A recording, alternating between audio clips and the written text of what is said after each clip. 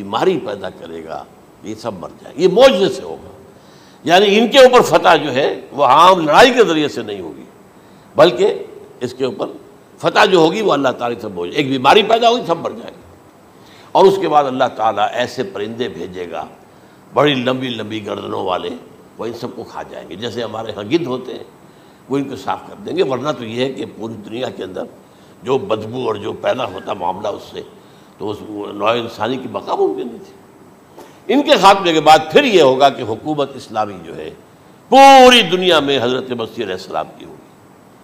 45 برس وہ رہیں گے، اسی میں وہ کہلن بھی آ جائے گا، وہ فی المہد و کہلن جو میں نے شروع میں بیان کیا تھا، اسی میں پھر یہ ہے کہ وہ شادی بھی کریں گے، ان کی اولاد بھی ہوگی، اور پھر ان کا انتقال ہوگا تو حضرت حضور صلی اللہ علیہ وسلم کے حجرے میں، وہیں پر جہاں حضور اور ابو بکر اور عمر رضی اللہ تعالیٰ عنہم دفن ہیں، وہیں پہ ان کو دفن کیا جائے گا، اور قیامت کے دن حضور فرماتے ہیں کہ میں اور یہ تینوں ساتھ نکلیں گے۔ تو یہ ہے حالات و واقعات۔ بہرحال اس میں یہ ہے کہ یہ نوٹ کر لیجئے کہ جہاں تک ہمارے ہاں آج کل کا معاملہ ہے، میرے نزدیک میں یہ کہنے پر مجبور ہوں، جو رفع و نزول مسیح کو نہیں مانتا وہ کم سے کم منکر حدیث ضرور ہے۔ میں اس سے کم کا فتویٰ نہیں دے سکتا۔ اب یہ ہے کہ جو لوگ مہدی کو نہیں مانتے ان کا معاملہ میں مختلف سمجھتا ہوں، چند منٹ لے رہا ہوں آپ کے، اور اس لیے کہ ان کی حدیثیں صحیحین میں نہیں ہیں، بخاری مسلم میں نہیں، اور یہ کہ بہرحال ان کا معاملہ جو ہے وہ ایسا نہیں ہے حضرت عیسیٰ کا۔ حضرت عیسیٰ کے آنے کا جو کچھ ہوگا وہ تو میں نے آپ کے سامنے بیان کر دیا، لیکن یہ ہے کہ حضرت مہدی ہمارے نزدیک اس میں خرق عادت کوئی ہے ہی نہیں۔ جیسے ہر صدی کے مجدد ہوتے ہیں، آخری صدی کے مجدد وہ ہوں گے، اور میرے نزدیک یہی آخری صدی ہے، اور اسی میں حضرت مہدی کا ظہور ہو جانا۔ سعودی عرب میں کوئی خانہ جنگی ہوگی کسی بادشاہ کے انتقال پر، اور پھر اس وقت یہ ظاہر ہوں گے، اس وقت ملک کے حالات کو سنبھالنے کے لیے لوگ ان کو زبردستی نکالیں گے، چھپے ہوئے ہوں گے ایک گھر میں۔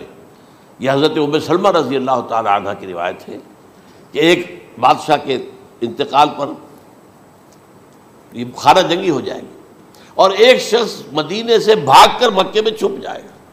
یہ تو ہے ان کے الفاظ، میں توجیہ کر رہا ہوں، یہ لوگ ان کی طرف دیکھ رہے ہوں گے کہ یہ جو وقت آیا ہے فتنے کا ہماری قوم پر، ہمارے ملک پر، تو ان کی شخصیت ایسی ہے کہ یہ بیچ میں آئیں، صلح صفائی کرائیں، اور وہ جو ہے اس ذمہ داری سے بچ کر بھاگیں گے اور جا کر مکے میں چھپ جائیں گے۔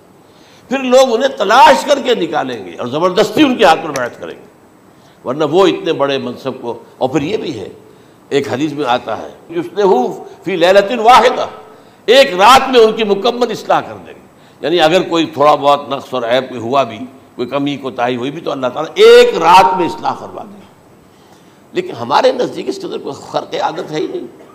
البتہ جو کہتے ہیں اہل تشیع، وہ خرق عادت ہے کہ ان کے 12ویں امام جو ہے وہ بچپن ہی کے اندر اس خوف سے کہ جو بنو عباس بادشاہ ہیں وہ ان کو قتل کر دیں گے، تو وہ ایک غار میں چھپا دیے گئے۔ اب وہ 1200 برس سے اس غار کے اندر چھپے ہوئے، اور اس کے بعد وہ ظاہر ہوگی، وہ امام مہدی ہوں گے۔ اس میں خرق عادت ہے، لیکن میں یہ کہتا ہوں کہ محض خرق عادت کی بنیاد پر ہم اس کی نفی نہیں کریں گے۔ کیوں؟ کیا ہم یہ نہیں مانتے کہ اصحاب کہف 300 برس تک سوئے رہے؟ یہ کیا عام بات ہے؟ حضرت عزیر علیہ السلام اللہ نے انہیں موت دی، موت، اور 100 برس کے بعد زندہ کر کے اٹھا لیا۔ تو خرق عادت حضرت عیسیٰ کو ہم اتنا بڑا خرق عادت مانتے ہیں کہ اٹھا کر آسمان پر، تیسرے آسمان کے اوپر ہیں، موجود ہیں، اب بھی ہیں۔ شب معراج میں تیسرے آسمان پر حضور کی ملاقات ان سے ہوئی۔ تو یہ خرق عادت کی بنیاد پر نفی نہیں ہم کرتے، ہو سکتا ہے، لیکن یہ کہ اس کے لیے ہمارے پاس کوئی دلیل نہیں، کوئی احادیث نہیں، کچھ نہیں، اس لیے ہم اس کو نہیں مانتے۔ البتہ خود وجود جو ہے حضرت مہدی کا وہ کوئی عجیب بات نہیں ہے، وہ تو جیسے پہلے بھی آئے ہیں ہمارے مجددین، ایسے مجدد ہوں گے اور دین کو تازہ کر دیں گے۔ ایک صحیح اسلامی ریاست جو ہے وہ عرب میں قائم ہو جائے گی دوبارہ۔ حضور نے فرمایا وہ عدل اور انصاف سے عرب کو اسی طرح بھر دے گا جیسے کہ وہ اس سے پہلے ظلم اور جور اور زیادتیوں کے سے بھری ہوئی ہوگی۔ تو یہ کام ہوگا، یہ تو مجدد کا کام ہوتا ہی ہے اس حوالے سے۔ لیکن بہرحال میں نے پھر بھی کہا کہ اگر احادیث کی کمزوری کی وجہ سے کہ صحیح عین میں نہیں ہے، اگر کوئی شخص انکار کرے تو مجھے کوئی اعتراض نہیں ہے، ٹھیک ہے۔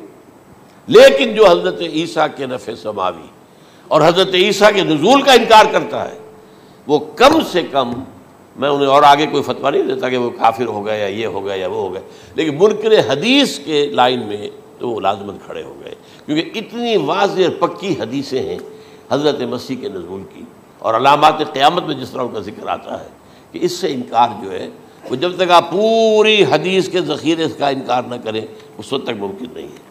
اقول قولی ھذا واستغفر اللہ لی ولکم ولسائر المسلمین والمسلمات۔